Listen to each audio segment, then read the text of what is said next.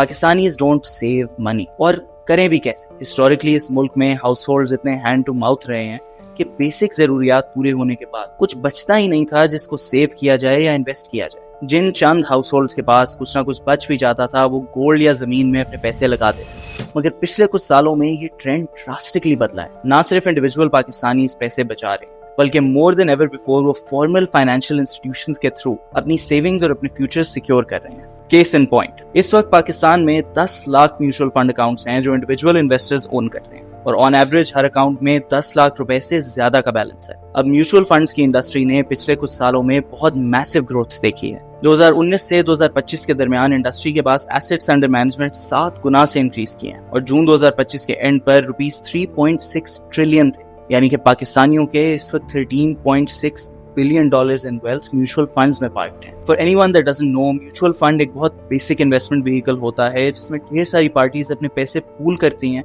ताकि वो मिलकर स्टॉक मार्केट, बॉन्ड्स और दूसरे बिजनेसेस में कलेक्टिवली इन्वेस्ट कर सकें। और यूजुअली ये फंड एक professional asset management company run करती है। हिस्टोरिकली पाकिस्तान में म्यूचुअल फंड ज्यादातर बैंक्स और कॉर्पोरेशंस अपनी शॉर्ट टर्म कैश पार्क करने के लिए इस्तेमाल करते रहे हैं। अप अंटिल 2019 सिर्फ 2,43,000 individuals mutual funds account possess करते थे, मगर जून 2025 तक ये नंबर इंक्रीज करके 6,69,000 पर आ गया है। इन तकरीबन 7 लाख लोगों के पास मिलकर 10 लाख अकाउंट्स हैं, जिनके अंदर तकरीबन 1.6 ट्रिलियन रुपीस है। ऑन द सर्फेस ये नंबर्स बहुत डिसमल लगते हैं। 25 करोड़ की आबादी में से सिर्फ 7 लाख लोगों के पास म्यूचुअल फंड्स हैं, तो ये क्यों मैटर करता है? बात यह है कि चंद साल पहले तक ये नंबर आधे से भी कम था। सिमिलरली स्टॉक मार्केट पर भी इस वक्त 5 लाख इंडिविजुअल अकाउंट्स हैं, मगर 2019 में सिर्फ 2,04,000 थे। These numbers are still a tiny fraction of not just the overall population but Pakistan's relatively small middle class. मगर ये एक important shift in behavior को represent करते हैं, the use of financial institutions for long-term savings.